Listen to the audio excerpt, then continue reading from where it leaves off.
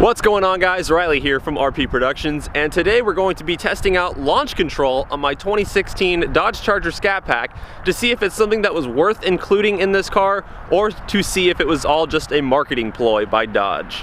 So right before I bought Barney back there, I was thinking to myself, I was like, you know, that's really cool that this car has launch control built in. And you know, when you think of launch control, for me at least, I think of like a Nissan GTR and like an all-wheel drive launch control. The 0 to 60 times are like under 3 seconds and it just launches perfectly. And I was like, man, that'd be so cool if my car has something, you know, even half as good as that, but it, you know, it hooks and it does everything kind of by computer and you get really good 0 to 60 times. Well, unfortunately, that's not at all the case. Every time I've used launch control in this car, no matter what RPM I launch from, I've had a very, very hard time putting the power to the ground, and to me, it just kind of seems like a waste.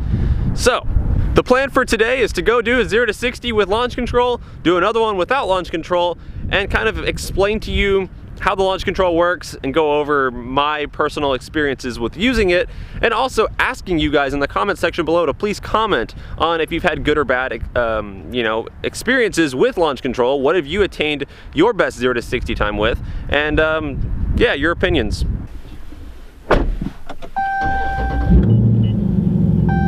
So sitting inside the car now and going to demonstrate how launch control works, you go over here and you hit the Super Track Pack button, which will then open up launch control. So with launch control, you have the launch RPM setup. Now I put it on max one day just messing around just to see what would happen, and I'll demonstrate that here in a little bit, but you can also knock the launch all the way down to 1500 RPM, which is what we'll start off with today. So pretty much to do launch control, you hit activate launch mode, put the car in drive, and then you look over here to this screen where it says to launch the vehicle, press the brake very quickly and apply full throttle. Now you have to do this very rapidly, otherwise it will not work. For example, there's my feet. Now watch how fast I have to slam on the gas. And now we're about to launch.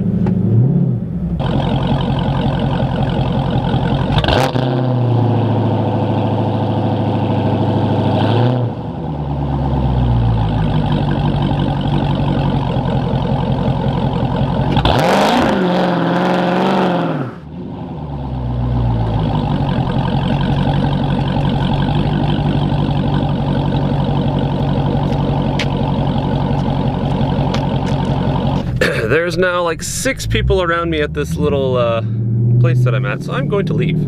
So here I was thinking that a 3500 RPM launch control would do as it's supposed to, which is sit there at 3500 RPM and lock the tires and just prepare for a launch, but nope, the car wants to do a burnout. So pretty much the high RPM settings of launch control are absolutely worthless if the car's just gonna sit there and do a burnout. Now you also have to keep in mind that a lot of this would obviously be, you know, somewhat useful if you're on some really sticky drag radials on a hot day at a track somewhere. That's the only reason I could see launch control being worth it.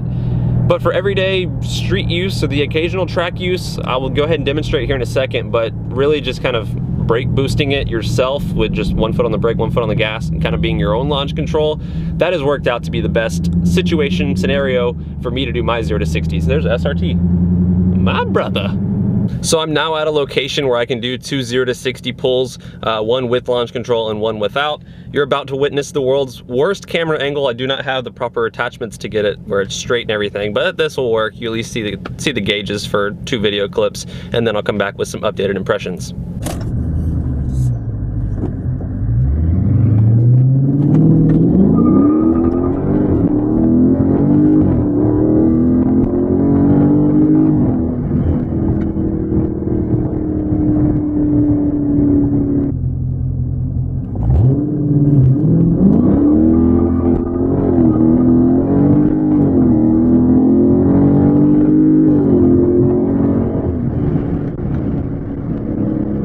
Well guys, I won't lie to you, that was definitely some unexpected results. So as you can see from the video clips, 4.4 0 to 60 second times with both the launch control and the kind of brake boosting method.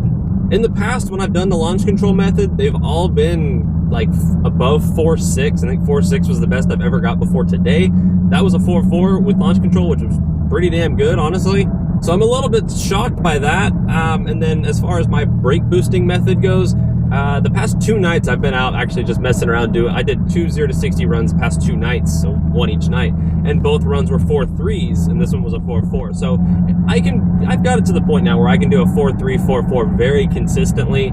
It's just trying to get down to the 4.2s and below that's going to be kind of a struggle. Personally, I don't think I'm going to set any records using that launch control method. I think that 4.4 was just a good run, that everything kind of went perfectly.